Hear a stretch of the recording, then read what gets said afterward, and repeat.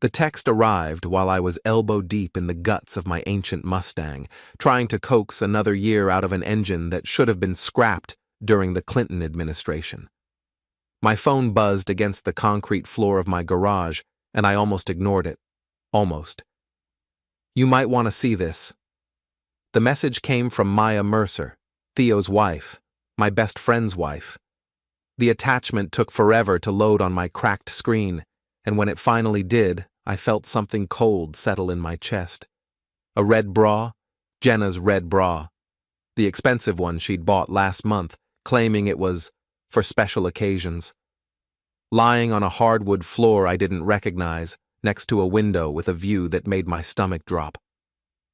I knew that skyline. 23rd floor of the Riverside Tower, Theo's condo, my wife's underwear, my best friend's bedroom, Maya's photograph. The math wasn't complicated, but my brain kept trying to solve it anyway, like maybe if I stared long enough, the numbers would add up to something different, something that didn't make me feel like the biggest fool in Edgewater. I set the phone down and wiped my hands on an old rag, taking my time. The Mustang's engine bay suddenly looked very appealing compared to the alternative of processing what I'd just seen. But the phone kept sitting there, the image burned into my retinas, and eventually I had to pick it up again. "When?" I typed back. "Today. 2 hours ago." 2 hours ago I'd been here in the garage.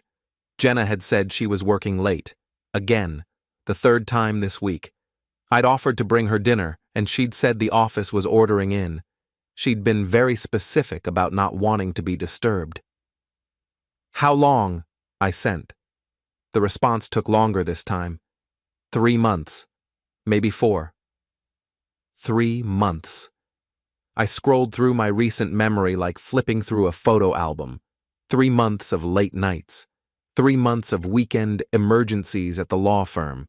3 months of Jenna being distracted, distant, different. 3 months of me thinking it was work stress, middle-age restlessness, anything except the obvious.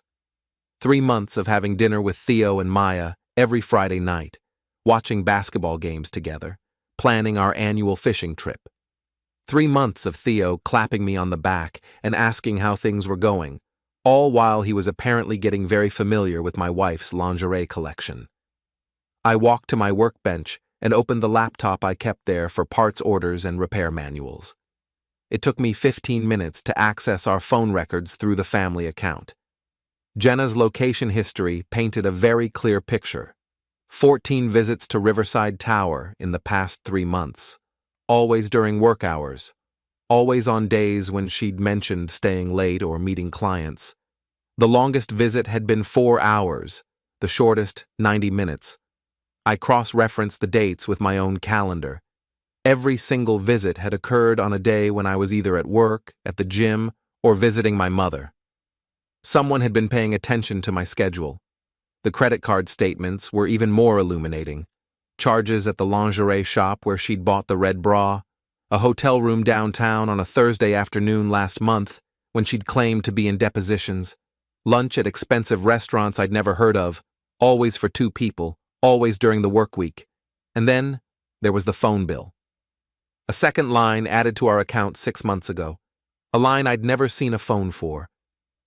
When I dug deeper into the records, I found text messages, hundreds of them, all to the same number, Theo's number. I closed the laptop and sat in the growing darkness of my garage, surrounded by the smell of motor oil and the distant sound of traffic on the interstate. Somewhere across town, my wife was probably still at Theo's place, maybe ordering takeout, maybe planning their next rendezvous, maybe laughing about how clueless her husband was. The smart thing would have been to confront them immediately. Storm over to Riverside Tower, bang on the door, demand explanations, make a scene, get it all out in the open. Instead, I picked up my phone and typed a message to Maya. "Thank you." "What are you going to do?" she replied almost immediately. I looked around my garage at the tools hanging on pegboards, at the Mustang with its hood up, like a patient on an operating table, at the beer fridge in the corner that had been my refuge for the past 5 years of marriage. This was my space, my sanctuary, the place where I came to think and work and pretend that the rest of the world made sense, but the rest of the world didn't make sense. My wife was having an affair with my best friend, and apparently everyone knew except me. I was the punchline to a joke I hadn't even heard yet. "Nothing," I typed back. "Not yet. Deck, I have more photos, and other things, if you want them." I stared at the message for a long time. Maya was offering me ammunition, evidence. The tools I'd need if I wanted to blow up their little arrangement in spectacular fashion. But taking those photos would mean crossing a line.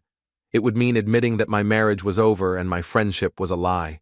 It would mean accepting that I was going to have to do something about this situation. "Send them," I finally typed. The photos arrived in a steady stream over the next 20 minutes.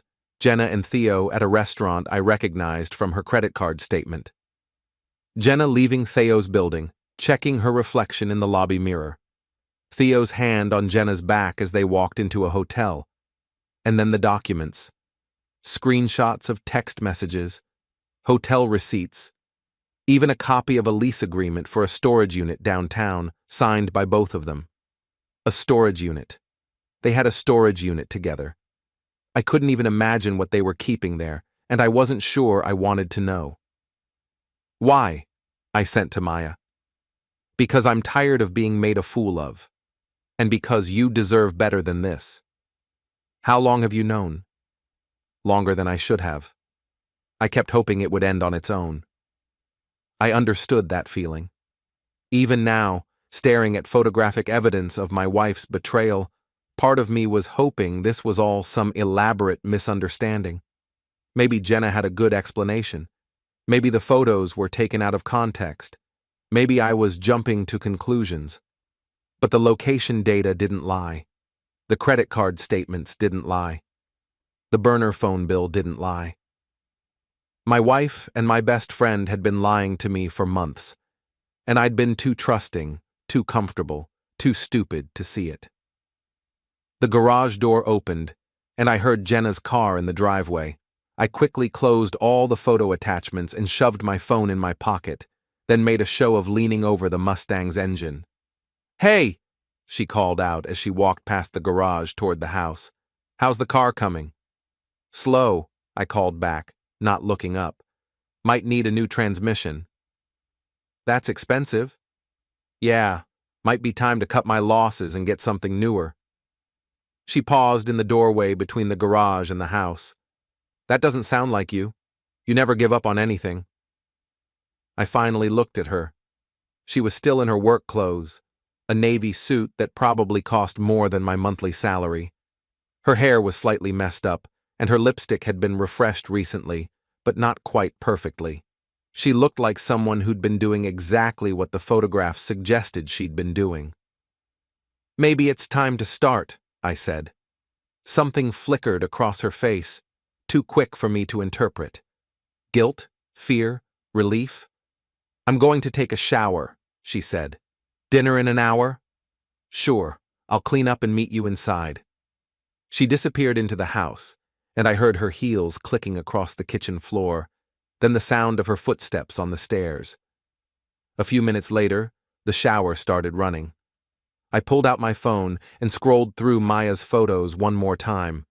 In the harsh fluorescent light of the garage, they looked even more damning. There was no ambiguity, no room for alternative explanations. My wife was having an affair with my best friend, and they'd been careless enough to get caught. The question was what I was going to do about it. I could confront them tonight, demand the truth, force the whole ugly situation into the open, file for divorce, split our assets, try to salvage some dignity from the wreckage. Or I could wait. I could take my time, gather more evidence, plan my response carefully.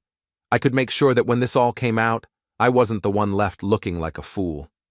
The shower was still running upstairs. Jenna would be in there for at least 20 minutes, washing away the evidence of her afternoon activities. I had time to think. I walked to my workbench and opened the laptop again. If I was going to do this right, I needed to understand the full scope of what I was dealing with. I needed to know exactly how long this had been going on, how many people knew, and what my options were. The phone records went back 2 years. The burner line had been active for 8 months, not 6. The text message history was extensive, and reading through it made me feel sick.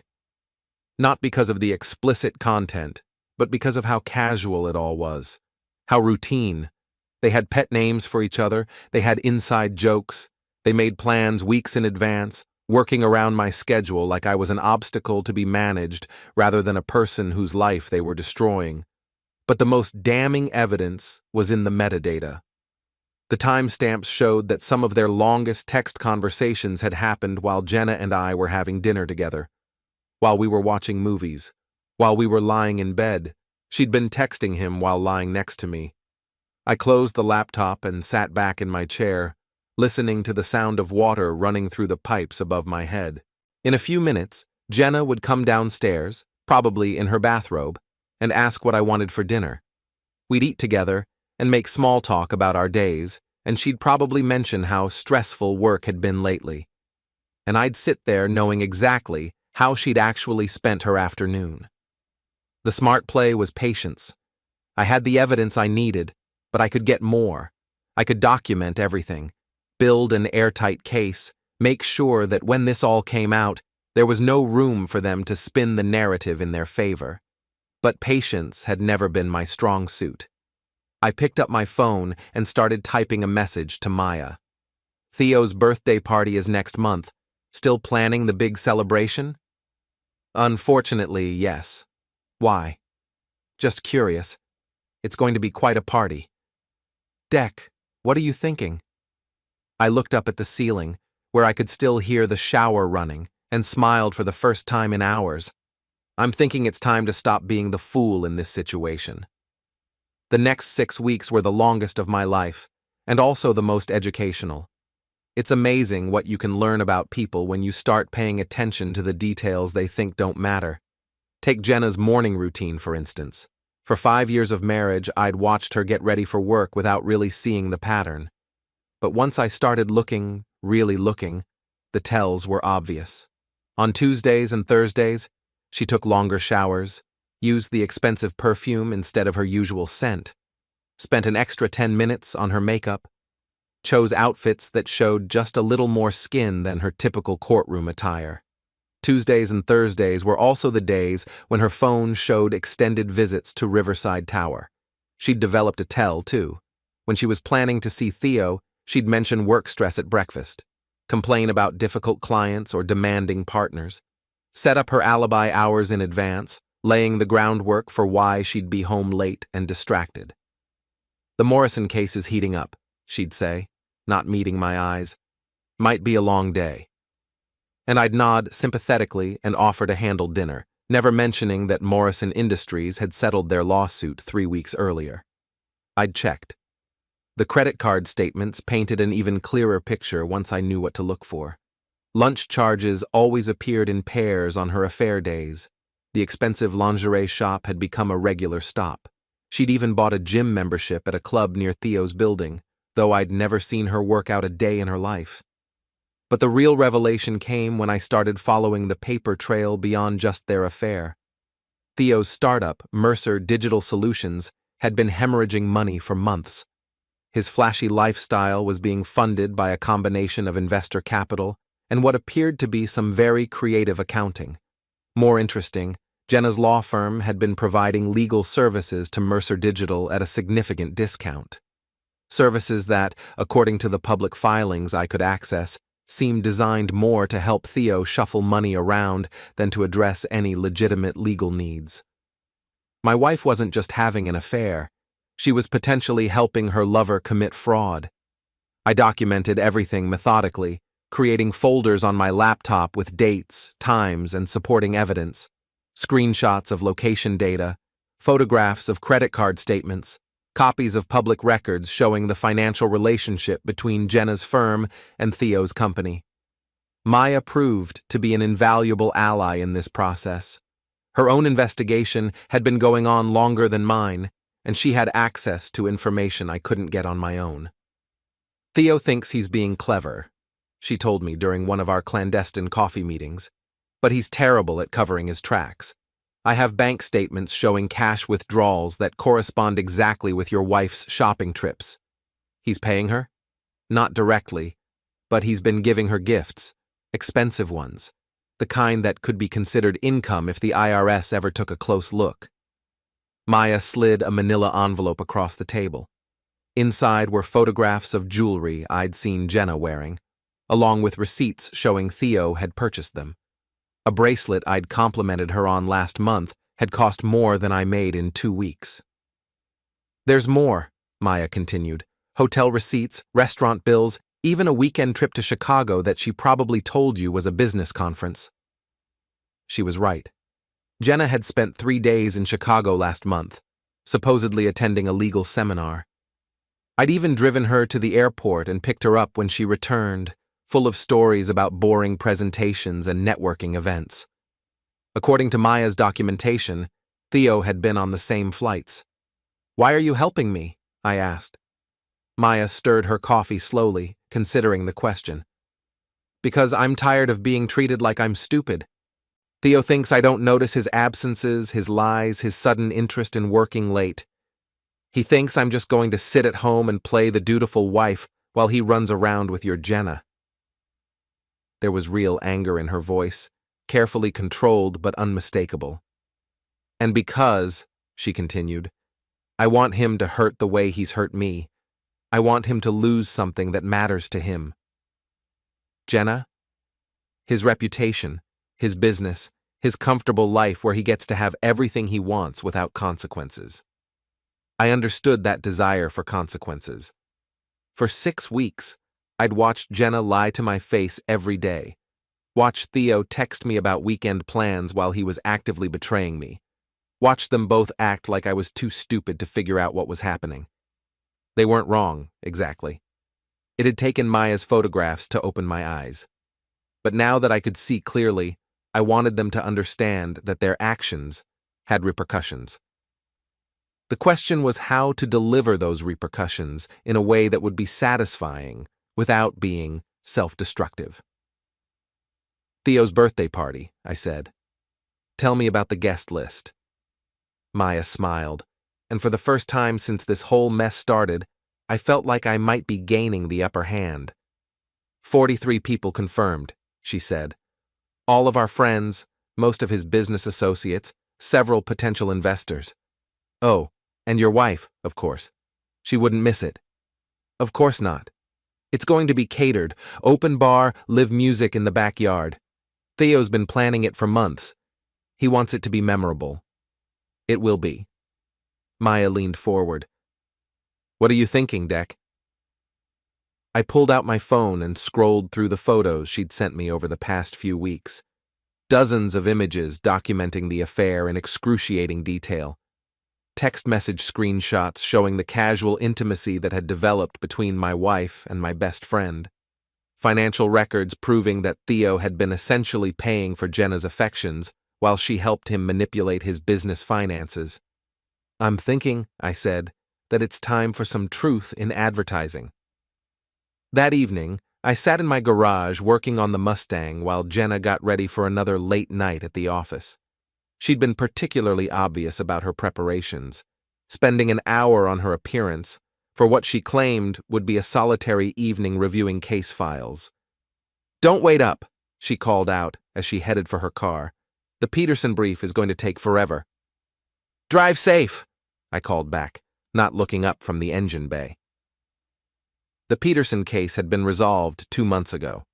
As soon as her taillights disappeared down the street, I went inside and opened my laptop.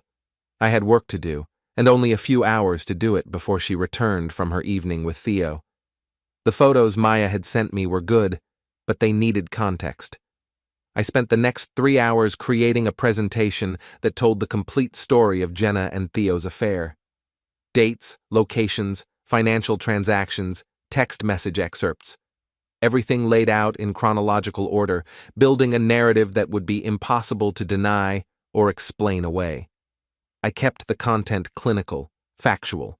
No emotional commentary, no angry accusations, just the evidence, presented clearly and comprehensively. The kind of documentation that would hold up in divorce court, if it came to that.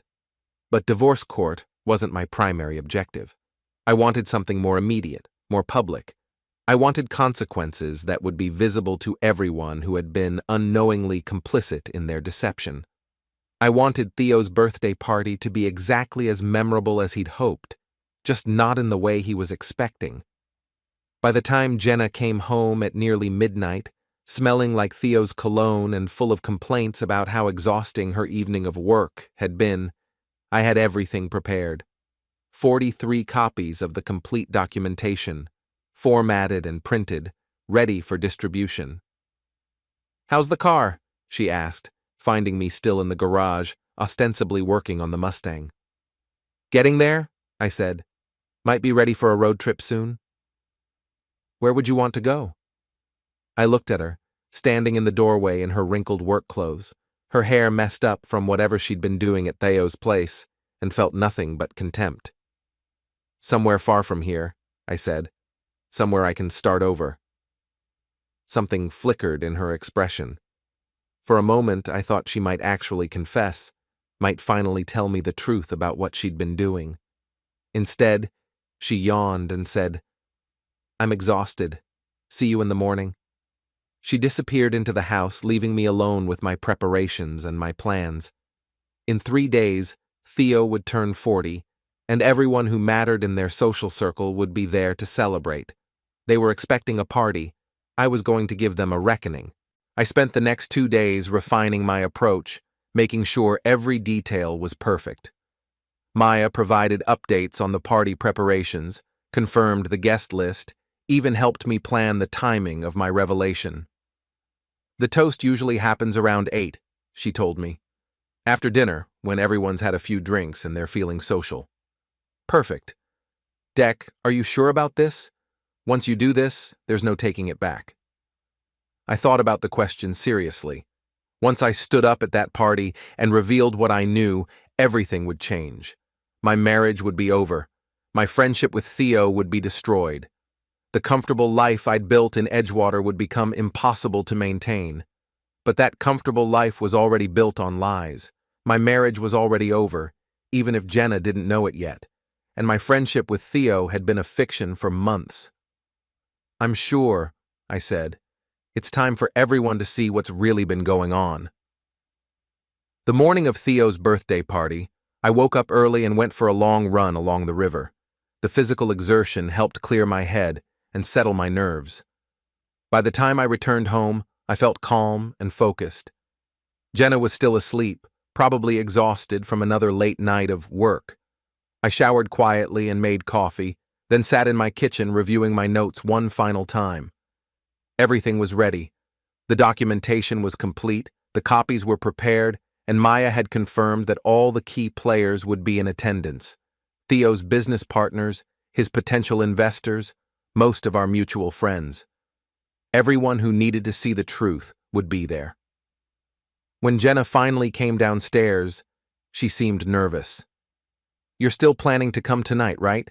she asked. "Wouldn't miss it. Theo's been my best friend for 15 years. His 40th birthday is a big deal." She nodded, but I could see the tension in her shoulders. Maybe some part of her sensed that tonight was going to be different. "What time do you want to head over?" she asked. "I'll meet you there. I have some errands to run first."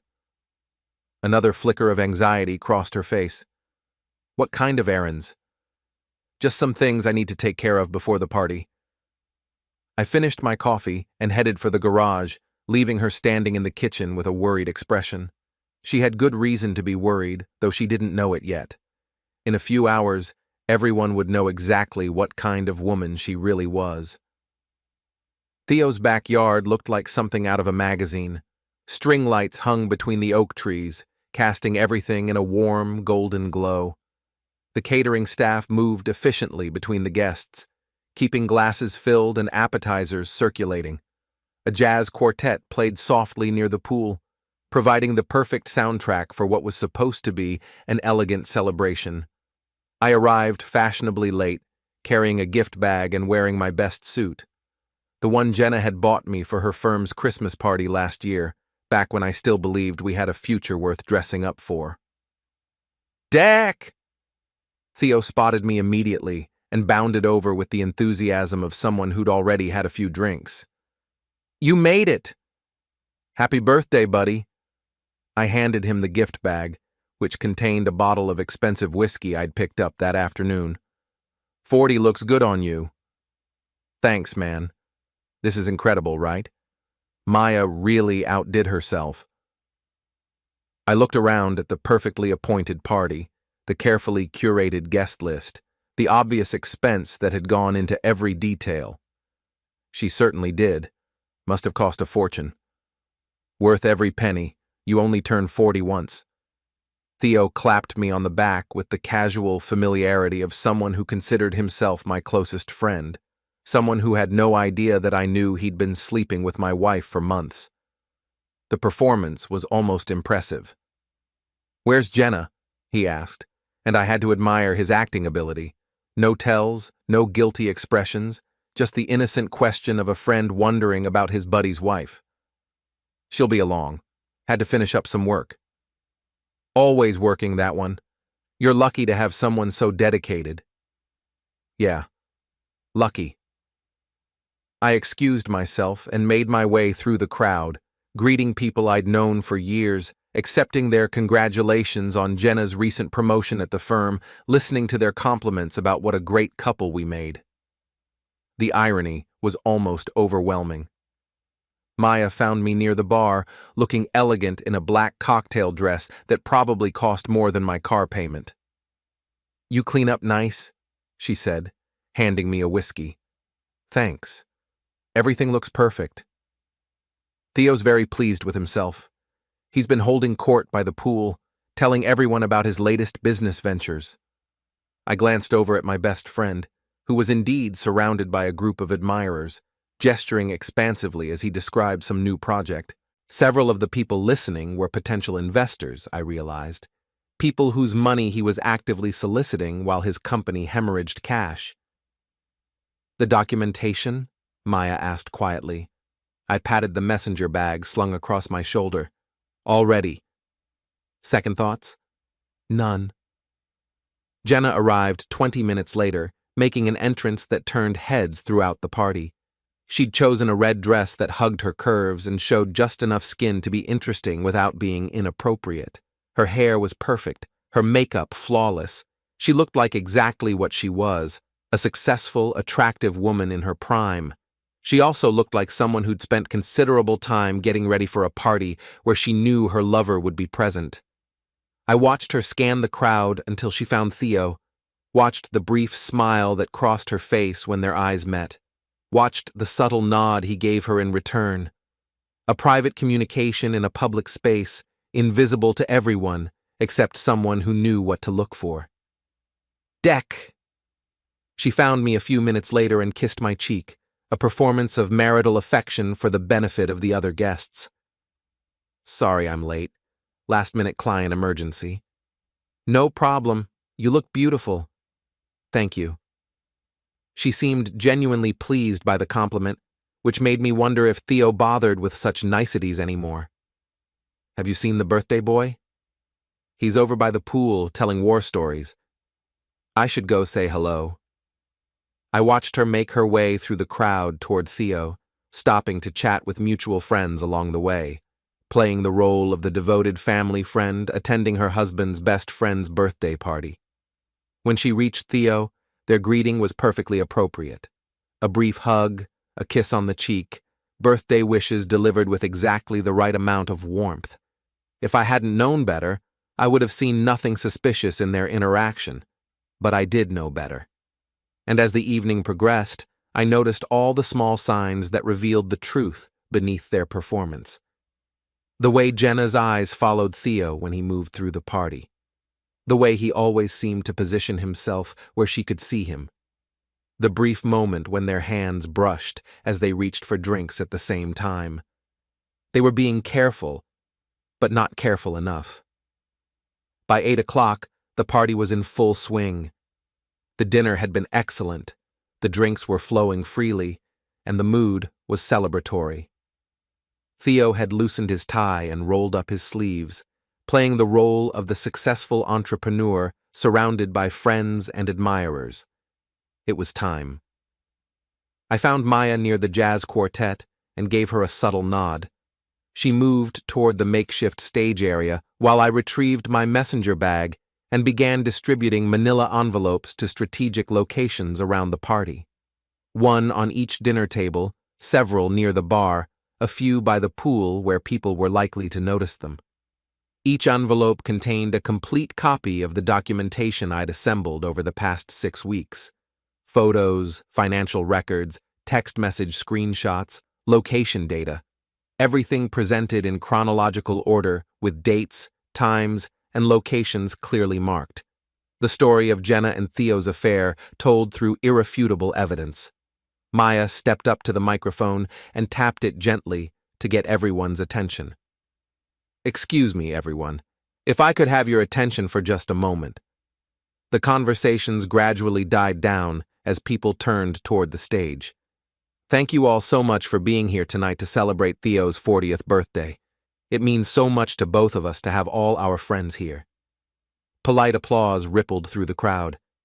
Now I know Theo was planning to say a few words later, but his oldest friend has asked if he could make a toast first. So please, everyone raise your glasses for Deck Ross. More applause as I made my way to the microphone, carrying my own drink and wearing what I hoped was an appropriately festive expression. I could see Jenna near the pool, looking slightly puzzled but not alarmed. Theo was grinning broadly, probably expecting some embarrassing story from our college days. "Thank you, Maya, and thank you all for being here tonight."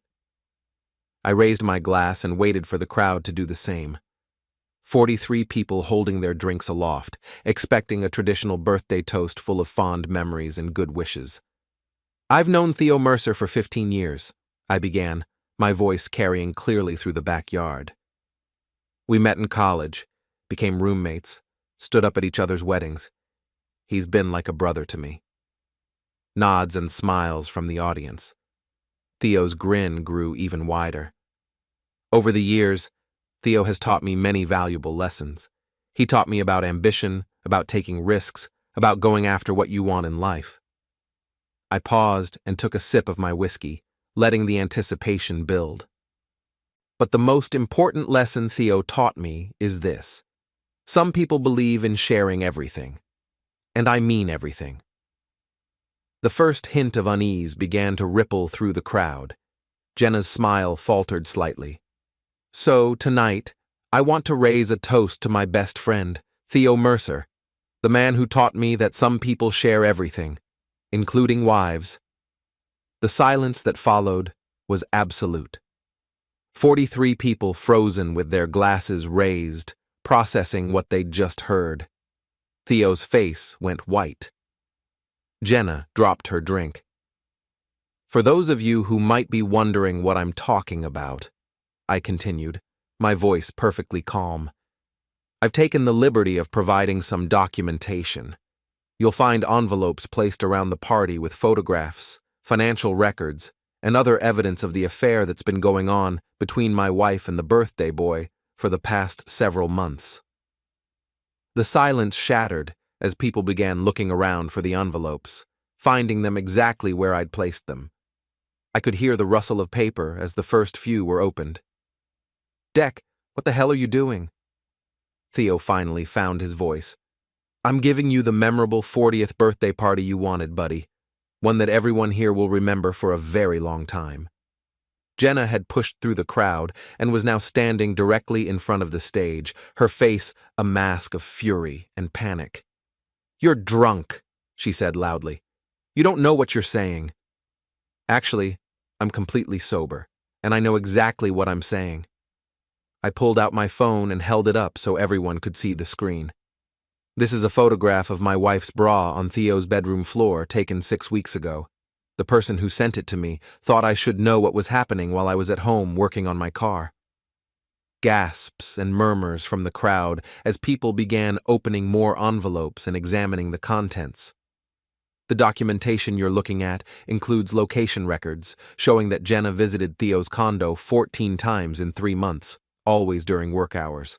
credit card statements showing expensive gifts and hotel rooms, text messages between the two of them planning their meetings around my schedule. Theo tried to step toward the microphone, but Maya blocked his path. I noticed she was smiling. There's also some interesting financial information in those envelopes, I continued. Details about how Jenna's law firm has been providing discounted legal services to Theo's company, and how Theo has been using investor money to pay for gifts for my wife. I'm sure the potential investors here tonight will find that particularly fascinating. The crowd was no longer silent.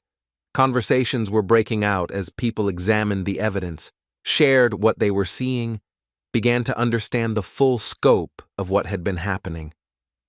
"Deck, please," Jenna said, her voice breaking. "Can we talk about this privately?" "We've had 6 weeks to talk about this privately. You chose to spend that time continuing your affair instead." I finished my whiskey and set the glass down on the podium. "So here's to Theo Mercer," I said, raising my empty glass. "May your 40th year be everything you deserve." I stepped down from the stage and began walking toward the exit, leaving behind the chaos I'd created. Behind me, I could hear Theo shouting my name, Jenna crying, and the buzz of 41 people trying to process what they'd just witnessed. Maya caught up with me near the front gate. "That was magnificent," she said. "Think it'll be enough?" "Look around, Deck. Half these people have their phones out. This is going to be all over social media within the hour. Theo's business reputation is finished, and your wife's career isn't going to survive this either." I looked back at the party, which had devolved into complete chaos. Groups of people huddled around the envelopes, examining the evidence. Theo in heated conversation with several men I recognized as his business partners. Jenna standing alone by the pool, mascara running down her cheeks. "No going back now," I said. "Would you want to go back?" I thought about the question as I walked to my car. 6 weeks ago, I'd been living a comfortable lie, believing in a marriage and a friendship that were both built on deception. Now I was alone, but I was also free from the pretense. "No," I said finally. "I wouldn't." As I drove away from Theo's house, I could see people streaming out of the backyard, many of them still clutching the manila envelopes. By tomorrow morning, everyone in Edgewater would know what Jenna and Theo had been doing. The consequences I'd wanted were finally coming due. My phone started buzzing before I'd even made it home. Text messages from friends who'd been at the party, missed calls from Jenna, even a message from my mother-in-law asking if what she'd heard was true. I turned the phone off and drove the rest of the way in silence, already planning my next moves. The divorce paperwork I'd prepared weeks ago was sitting in my desk drawer, ready to be filed. The apartment I'd quietly rented across town was furnished and waiting. I'd spent 6 weeks preparing for this moment, and now it was time to see how well my preparations would serve me. The underdog phase of my life was officially over. The fallout began before I even made it home from the party. My phone, which I'd foolishly turned back on during the drive, buzzed constantly with calls, texts, and social media notifications. By the time I pulled into my driveway, the story had already spread beyond the 43 people who'd witnessed my toast. Someone had live-streamed the entire thing. I sat in my car for a moment, scrolling through the notifications. The video had been shared dozens of times already, with comments ranging from supportive to shocked to gleefully entertained. Apparently, public relationship drama made for compelling social media content. The front door of my house opened, and Jenna appeared, still in her red dress, but looking considerably less put together than she had at the party. Her makeup was smeared, her hair disheveled, and she was holding her phone like a weapon. "Get inside," she said. "Now." I took my time getting out of the car, gathering my messenger bag and the empty envelope that had contained my documentation. The power dynamic between us had shifted fundamentally in the past hour, and I wanted her to feel it.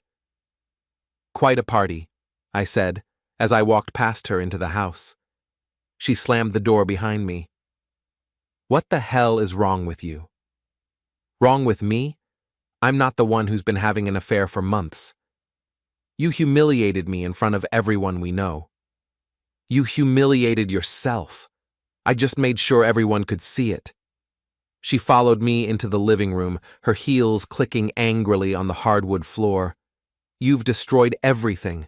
My career, my reputation, our marriage. Our marriage was destroyed the first time you went to Theo's condo.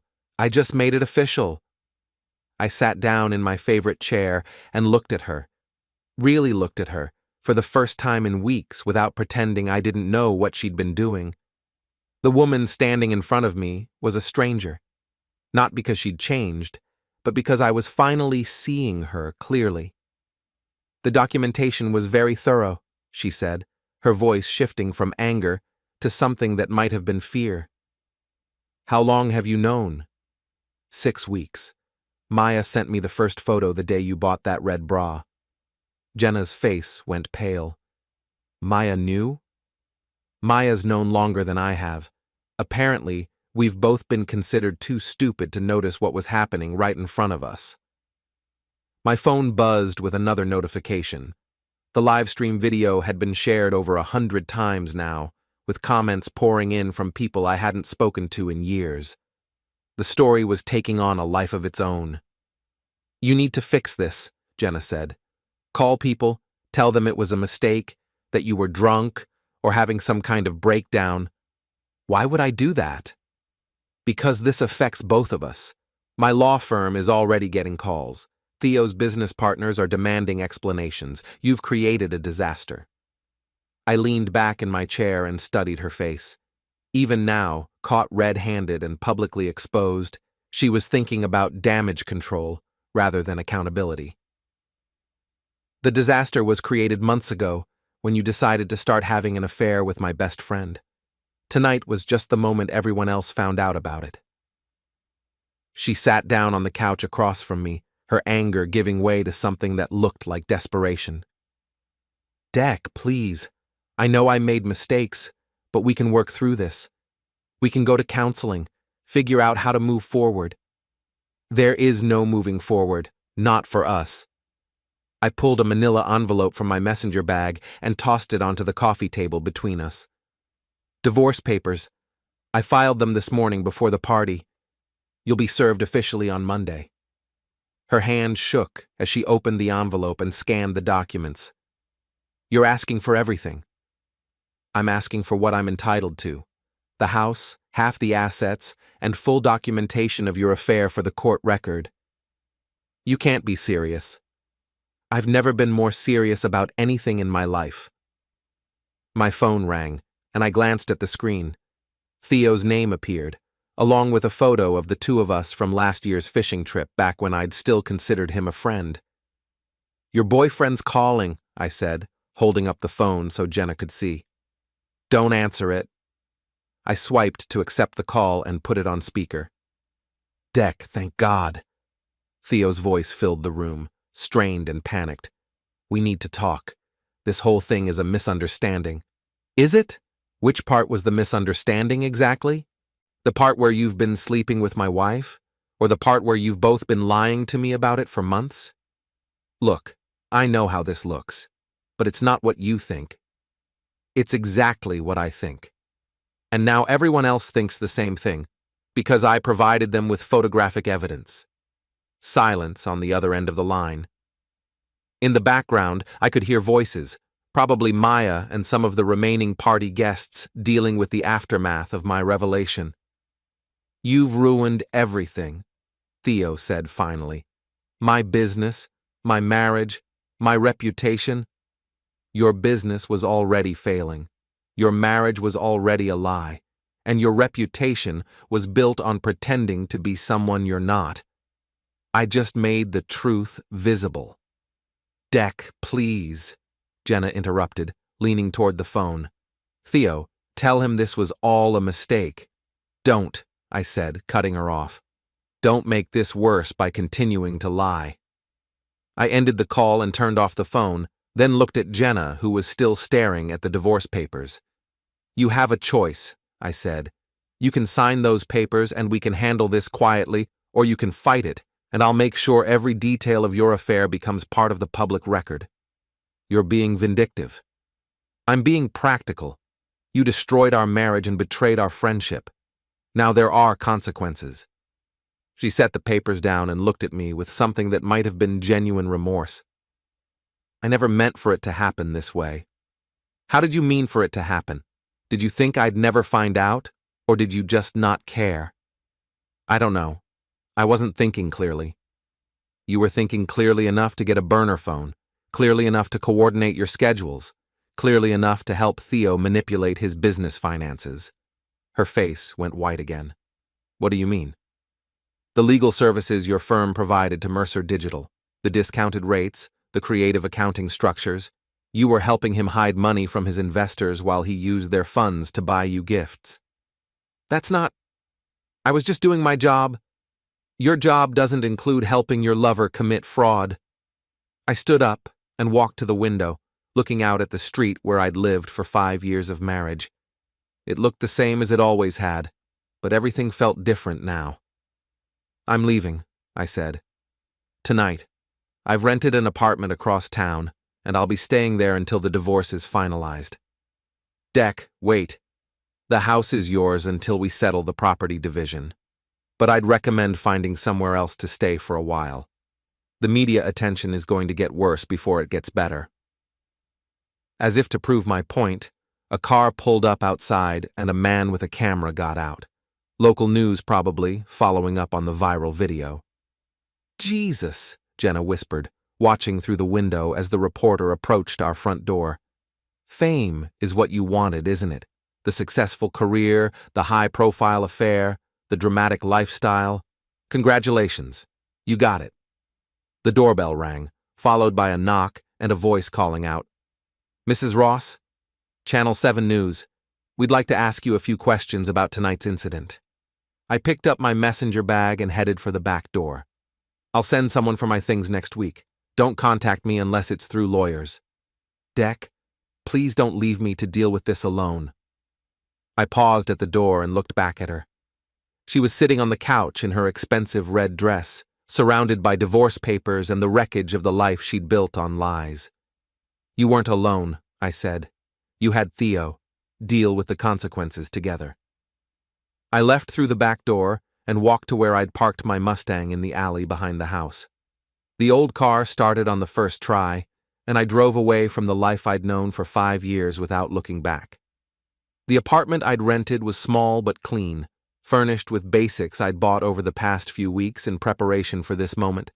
I'd even stocked the refrigerator and set up internet service. When you have 6 weeks to plan your exit strategy, you can be very thorough. I poured myself a whiskey and sat down to assess the situation.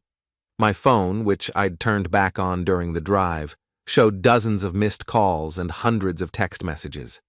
The viral video had been shared over 1,000 times now, with local news outlets picking up the story. "Edgewater man exposes wife's affair at best friend's birthday party" was trending on social media. I scrolled through some of the comments, which ranged from supportive to critical to purely entertained. Public opinion seemed split between those who thought I was justified and those who thought I'd handled the situation poorly.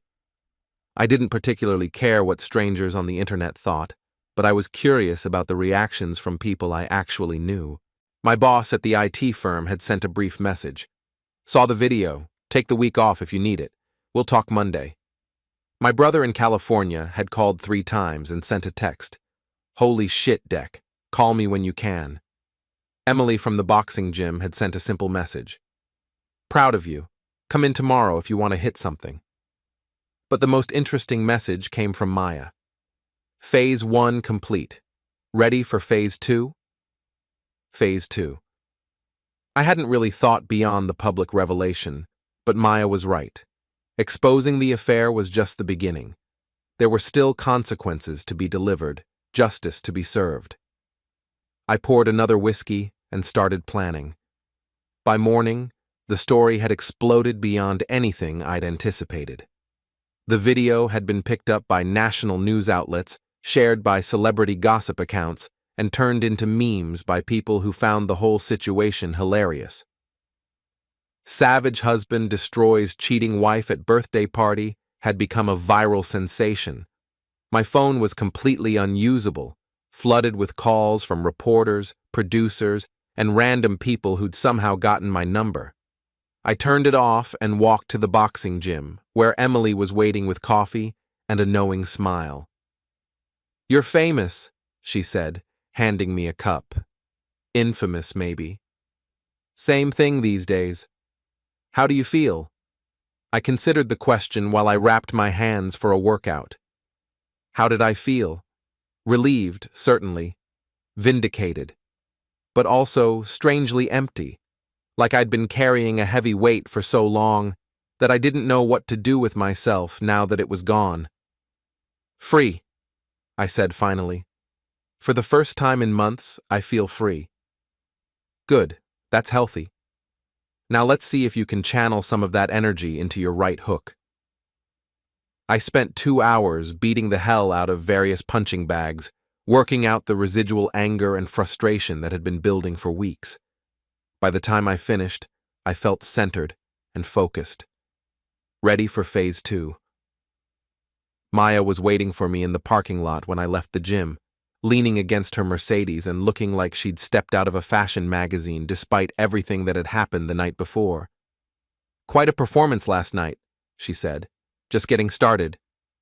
"Good, because Theo and Jenna aren't done yet. They're meeting with crisis management consultants this morning, trying to figure out how to spin this whole thing." "Let them spin. The evidence speaks for itself." "Evidence can be explained away if you have the right lawyers and enough money. But there are other approaches." She handed me a manila envelope, similar to the ones I'd distributed at the party, but thicker. "What's this?" "Everything I didn't include in last night's revelation. Bank records showing exactly how much investor money Theo spent on your wife. Communications between Jenna and her law partners about the questionable legal work they did for Mercer Digital. And some very interesting photographs from their weekend in Chicago." I flipped through the contents, impressed despite myself at the thoroughness of Maya's investigation. This is enough to destroy them both professionally. "That's the idea. But I want to be strategic about how we use it. Maximum impact, minimum blowback on us." "What did you have in mind?" Maya smiled, and I realized that I'd seriously underestimated her capacity for revenge. "I'm thinking it's time to let some other people in on the fun." The beauty of a well-executed revenge plot is that once you set the wheels in motion, momentum takes care of the rest. Maya understood this principle better than I'd given her credit for. "The key," she explained as we sat in her car outside Theo's office building, "is to let other people do the heavy lifting. We've provided the evidence. Now we let the natural consequences unfold." Through the tinted windows, we watched a steady stream of people entering and leaving Mercer Digital Solutions. Employees, investors, what looked like lawyers or accountants. The aftermath of last night's revelation was clearly keeping everyone busy. "Theo's been in damage control mode since 6 this morning," Maya continued. 3 of his major investors have already pulled out. The rest are demanding a full audit of his finances. And when they audit his finances, they'll find exactly what we want them to find. Evidence of money being diverted for personal use, questionable legal expenses, and a pattern of financial decisions that coincide perfectly with his affair timeline. My phone buzzed with a text from an unknown number. I'd gotten a new phone that morning, but somehow people were already finding the number. "Deck Ross, this is Jennifer Martinez from Channel 7 News. We'd love to interview you about last night's incident. Can we set up a time to talk?" I showed the message to Maya, who laughed. "You're in demand. Every news outlet in the region wants to hear your side of the story." "I'm not interested in being a media circus. You might want to reconsider. Controlling the narrative is important, especially if Jenna and Theo are trying to spin this their way." She had a point. I'd seen enough of the social media commentary to know that public opinion was still forming. Some people saw me as a wronged husband who'd delivered justified comeuppance. Others viewed me as a vindictive man who'd handled a private matter inappropriately. What kind of spin could they possibly put on this? The evidence is pretty clear. They'll claim it was a momentary lapse in judgment, that they ended the affair weeks ago, that you're being vindictive and cruel. They'll paint themselves as the victims of your public humiliation campaign. Let them try. Anyone who saw the documentation knows better. The documentation from last night, yes. But we have more, remember?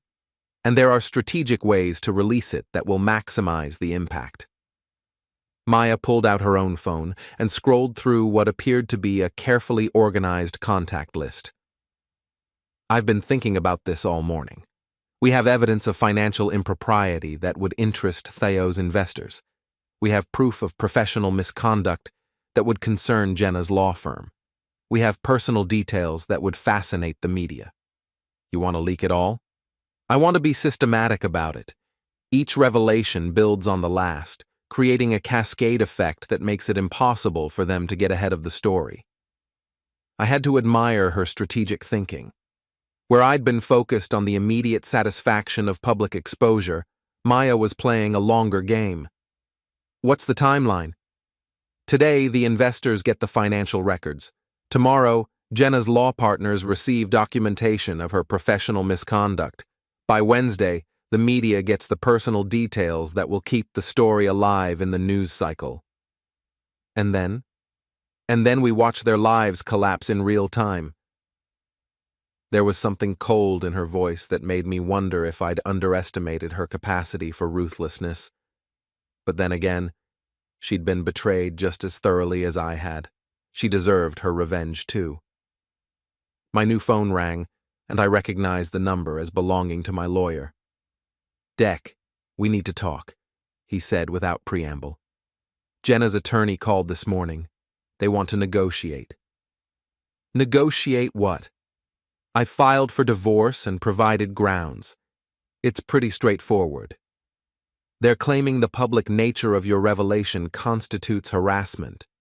They want to file a restraining order and push for a settlement that's more favorable to Jenna." "Based on what grounds?"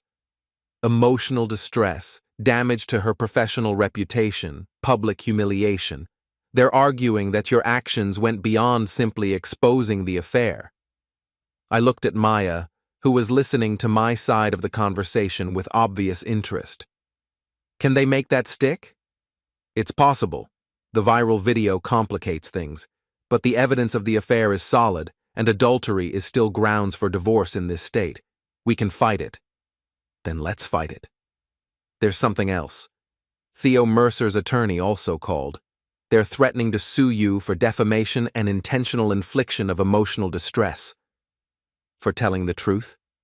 "For the manner in which you told it. They're claiming the public nature of your revelation was designed to cause maximum damage to his business and personal relationships." "It was. Deck, I need you to be very careful about what you say and do going forward. If they can prove that your actions were motivated by revenge, rather than a legitimate desire to end your marriage, it could complicate things legally." I thanked him and ended the call, then filled Maya in on the conversation. "They're scared," she said immediately. "If they weren't, they wouldn't be threatening legal action. They'd be trying to quietly manage the situation. Or they're genuinely planning to fight back. Let them try. We have more ammunition than they know." She started the car and pulled away from Theo's office building. "Where are we going?" "To deliver the financial records to Theo's investors, in person. I want to see their faces when they realize exactly how their money was being spent." The offices of Riverside Capital Management occupied the top floor of one of Edgewater's few high-rise buildings. Maya had called ahead and arranged a meeting with the firm's managing partner, ostensibly to discuss concerns about their investment in Mercer Digital Solutions. "Mrs. Mercer," the receptionist greeted Maya with professional courtesy, "Mr. Patterson is waiting for you in the conference room." James Patterson was a man in his 60s with the kind of understated wealth that came from decades of successful investing. He greeted Maya politely but kept glancing at me with obvious curiosity. I understand you have concerns about our investment in your husband's company, he said once we were seated. I have evidence, Maya replied, placing a thick folder on the conference table. Evidence that Theo has been using investor funds for personal expenses. Patterson opened the folder and began examining the contents. His expression grew increasingly grim as he worked through the documentation. These bank records show significant cash withdrawals that correspond with personal purchases, Maya explained. Jewelry, expensive dinners, hotel rooms, all of it funded by money that was supposed to be used for business operations. And you believe these personal expenses were related to an extramarital affair? I don't believe it. I know it. Mr. Ross here is married to the woman Theo was having the affair with. Patterson looked at me with new interest. You're the man from the viral video. That's right. And you can verify that these expenses were related to your wife's relationship with Mr. Mercer? I pulled out my own folder, containing copies of the credit card statements and hotel receipts that matched the dates and amounts in Maya's financial records. Every dollar he spent on her is documented here. Patterson spent 20 minutes reviewing both sets of documents, occasionally asking questions or requesting clarification. When he finished, his expression was thunderous. This is fraud, he said simply. Theo Mercer used investor capital for personal expenses, then attempted to hide those expenses through creative accounting. We'll be pulling our investment immediately and considering legal action. There's more, Maya said. Documentation showing that Theo's company hired Jenna's law firm to create financial structures that would help hide these expenditures. She handed him another folder, this one containing the legal documents that showed the relationship between Mercer Digital and Jenna's firm. Professional misconduct, Patterson said after reviewing the new evidence. Both of them could face serious consequences. That's what we're hoping for. As we left the investment firm, I felt a sense of satisfaction that went beyond simple revenge. Theo and Jenna hadn't just betrayed their spouses, they'd engaged in professional misconduct that affected other people's money and livelihoods. One down, Maya said as we walked to her car. Tomorrow we visit Jenna's law firm. Think they'll be as receptive as Patterson was? Even more so. Law firms are very sensitive about anything that could damage their reputation or expose them to liability. That evening, I sat in my new apartment reviewing the events of the day. The viral video had continued to spread, generating thousands of comments and shares. Several news outlets had picked up the story, though most were focusing on the sensational aspects rather than the underlying issues of professional misconduct. My phone rang, and I was surprised to see my daughter Olivia's name on the screen. She was 16 and had been staying with friends since the party, avoiding the media attention that had descended on our house. Dad? Hey, sweetheart, how are you holding up? I'm okay. I saw the video. Everyone at school is talking about it. I'm sorry you had to find out this way. Are you and Mom really getting divorced? I closed my eyes, wishing I could shield her from all of this. Yes, we are. Because of what she did with Mr. Mercer? That's part of it. But the marriage had problems beyond the affair. I hate her, Olivia said, her voice breaking. I hate both of them. Don't hate your mother. She made mistakes, but she's still your mom. She lied to everyone. She lied to you. She lied to me. She lied to Mrs. Mercer. How can you not hate her? It was a fair question. How did I feel about Jenna now that everything was out in the open? I'm angry, I said finally. And disappointed. But hate takes too much energy. I'd rather focus on moving forward. Can I come stay with you? I don't want to be around her right now. Of course. I'll pick you up tomorrow. After ending the call, I poured myself a whiskey and stood at the window of my apartment, looking out at the city lights. Somewhere out there, Jenna was dealing with the consequences of her choices. Theo was trying to salvage his business and his marriage. Maya was planning the next phase of our campaign, and I was finally free of the lies that had defined my life for months. My phone buzzed with a text from Maya. Phase 2 launches tomorrow at 9 a.m. Jenna's law firm is expecting us. I raised my glass to the window, toasting the city and the life I was building from the wreckage of my marriage. No redemption, I said aloud, just consequences. Tomorrow would bring new revelations, new confrontations, new opportunities to ensure that Jenna and Theo faced the full weight of what they'd done. I was looking forward to it. The next morning brought news that accelerated our timeline considerably. I woke to find my phone buzzing with notifications about a new development in what the media had dubbed the birthday party revenge. Theo Mercer had been arrested. According to the news reports, the arrest was related to financial irregularities at his company. The investigation had apparently been triggered by complaints from investors who'd reviewed his financial records after our meeting with Patterson.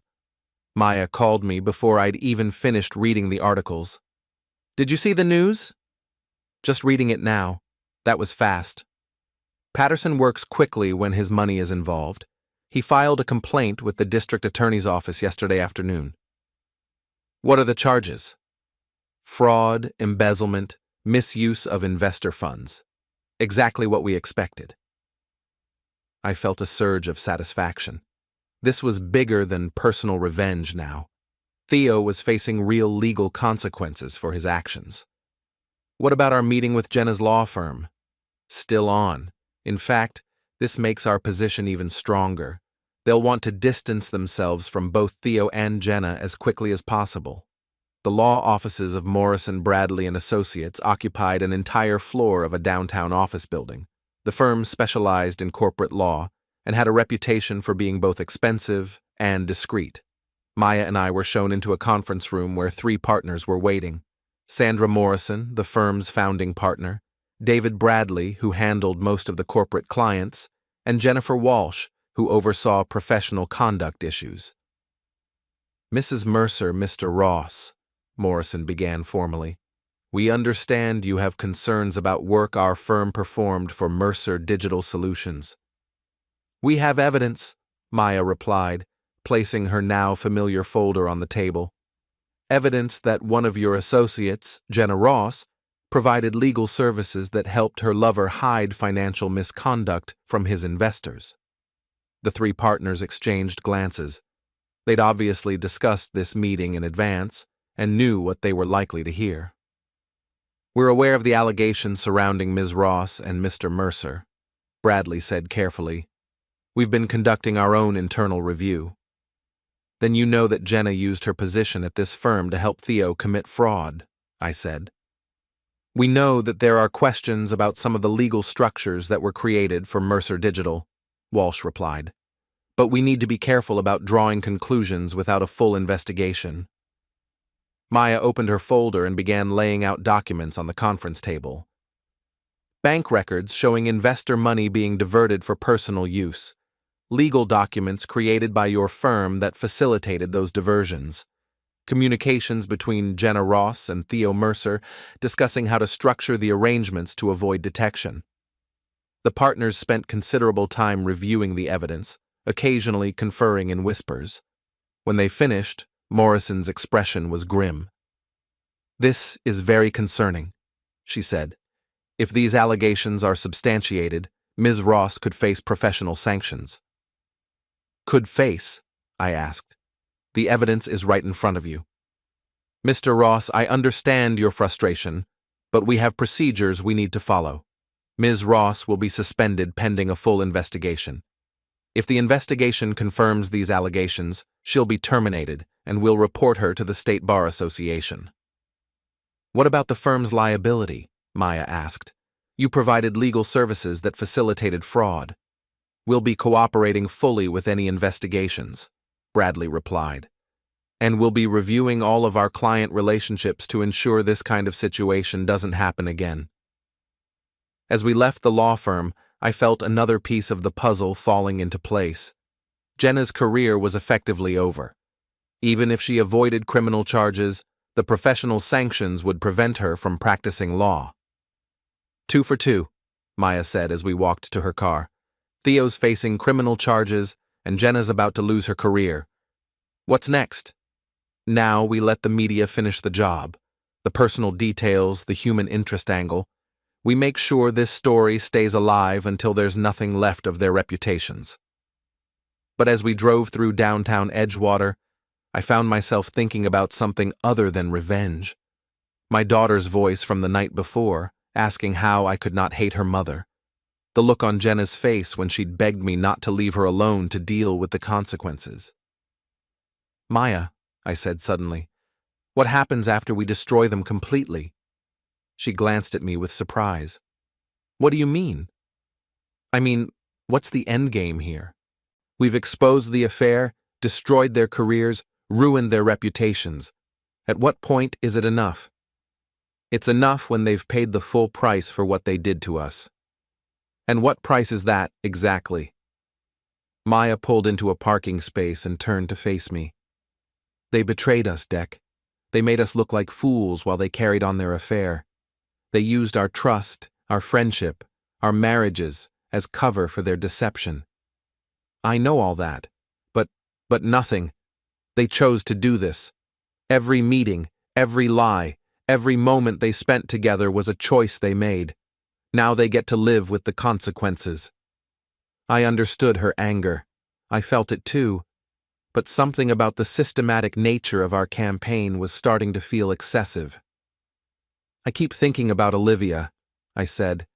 "She's going to have to live with this for the rest of her life. Every time someone searches her mother's name online, this story is going to come up. That's not your fault. That's Jenna's fault. Is it? Or is it the fault of the man who decided to make a private matter into a public spectacle?" Maya's expression hardened. "Are you having second thoughts?" I considered the question. Was I having second thoughts? The affair had happened. The betrayal was real. Jenna and Theo deserved consequences for their actions, but did they deserve to have their lives completely destroyed? "I'm having complicated thoughts," I said finally. "Well, you'd better uncomplicate them quickly, because we're not done yet." She started the car and pulled back into traffic, heading toward the media district where several news outlets had their local offices. "One more phase," she said. "The personal details that will keep this story alive for weeks. The hotel receipts, the text messages, the weekend getaways. Everything that will make them unemployable and unmarriageable." I looked out the window at the familiar streets of Edgewater, thinking about the life I'd built here over the past decade. A life that was now permanently associated with viral revenge videos and public humiliation campaigns. "Maya, what if we stopped here?" "Stopped? We've made our point. Theo's facing criminal charges. Jenna's lost her career. Their affair is public knowledge. Maybe that's enough." "Enough for who? For them? They're still walking around, still breathing, still able to rebuild their lives somewhere else. And that's bad because?" She stared at me like I'd lost my mind. "Because they don't deserve to rebuild. They deserve to suffer the way they made us suffer." Did they make us suffer? Or did we suffer because we found out what they were doing? What's the difference? I thought about that question as we sat in traffic, surrounded by the ordinary life of a small city going about its daily business. People heading to work, running errands, living their lives without the drama that had consumed mine for the past several weeks. The light ahead stayed red longer than usual. A delivery truck idled beside us. A cyclist wove between cars. Someone laughed on a sidewalk cafe patio. None of them knew my name. None of them knew what it felt like to have your entire sense of order ripped apart and replaced with rage, planning, and sleepless nights. Watching them felt like looking through glass at a world I'd been locked out of. "The difference," I said slowly, choosing each word like it mattered more than it should, "is that suffering because of someone else's actions makes you a victim. Choosing to make someone else suffer makes you something else entirely." I heard my own voice and barely recognized it. Calm, measured, tired. Maya's grip on the steering wheel tightened. Her knuckles went white, jaw clenched just enough to show how much effort it took to stay composed. They made their choices. Now we're making ours. And what choice are we making exactly? The car lurched forward a few feet as traffic crawled ahead. We're choosing not to be victims. That answer should have satisfied me. Weeks ago, it would have. But as I looked at Maya's face, set with determination and cold anger, eyes focused not on the road, but on an invisible future she was already scripting, I felt something shift. But as I looked at Maya's face, set with determination and cold anger, I wondered if we weren't choosing to become something worse than victims. We were choosing to become the villains in someone else's story. The realization landed quietly, without drama, and that somehow made it heavier. Villains always think they're justified. Villains always think the end will excuse the means. I'd spent weeks convincing myself I was different. And for the first time since this whole thing started, I wasn't sure that was a choice I wanted to make. The media offices were busy with the usual afternoon rush of reporters and producers preparing for the evening news cycle. Vans were parked at odd angles. People with lanyards hurried across the lot. Phones pressed to their ears, stories already forming before facts were fully spoken. Maya had arranged meetings with 3 different outlets, each of which was eager to get exclusive details about the story that had captivated the region. This was the part she loved. The momentum, the leverage, the sense of inevitability. Once a story like this hit, it never really stopped. But as we sat in the parking lot outside the first building, engine running, I found myself unable to get out of the car. My hand stayed on the door handle. My body refused to move. "What's wrong?" Maya asked, finally turning to look at me. "I'm done." She blinked. Done with what? Done with all of this. The revenge, the systematic destruction, the media campaign. I'm done. The words surprised even me with how final they sounded. Maya stared at me in disbelief, like I'd just told her I was quitting in the middle of a marathon. "You can't be serious." "I'm completely serious. We've accomplished what we set out to do. Theo and Jenna are facing consequences for their actions. It's time to stop." Her expression hardened. "It's time to stop when I say it's time to stop." That line told me everything. "No, Maya, it's time to stop when I say it's time to stop, because I'm the one who has to live with the choices we make." I opened the door. Cool air rushed in, cutting through the tension in my chest. I stepped out of the car before she could say anything else and started walking toward my own vehicle, which was parked across the street. "Deck, wait!" I turned back to face her. She looked furious, betrayed, genuinely unable to understand what she was hearing. "Thank you for everything you've done," I said honestly. "The evidence, the strategic thinking, all of it. But I'm not going to spend the rest of my life defined by someone else's betrayal." "They'll get away with it." "They're not getting away with anything," I said. "Theo's facing criminal charges. Jenna's lost her career. Their affair is public knowledge. That's not getting away with it. That's facing consequences. It's not enough. It's enough for me." I walked away from Maya and her campaign of systematic revenge, leaving her sitting in her car outside the media building with folders full of evidence that I no longer wanted to see made public. As I drove home to my apartment, the city looked different. Not cleaner, not kinder, just quieter. I thought about the man I'd been 6 weeks ago, and the man I was becoming. The betrayed husband had every right to be angry, to seek justice, to demand consequences. But the man I wanted to be going forward wasn't defined by someone else's betrayal. He was defined by his own choices, his own actions, his own decision about what kind of person he wanted to be. I'd gotten my revenge. Theo and Jenna were facing the consequences of their actions. The truth was public, the lies were exposed, and justice was being served. That was enough. It had to be enough. Because the alternative was becoming someone I wouldn't be able to live with. And I'd spent too many months living with lies to start living with that kind of truth about myself. The underdog had won. The villain could rest. It was time to figure out who I was going to be next.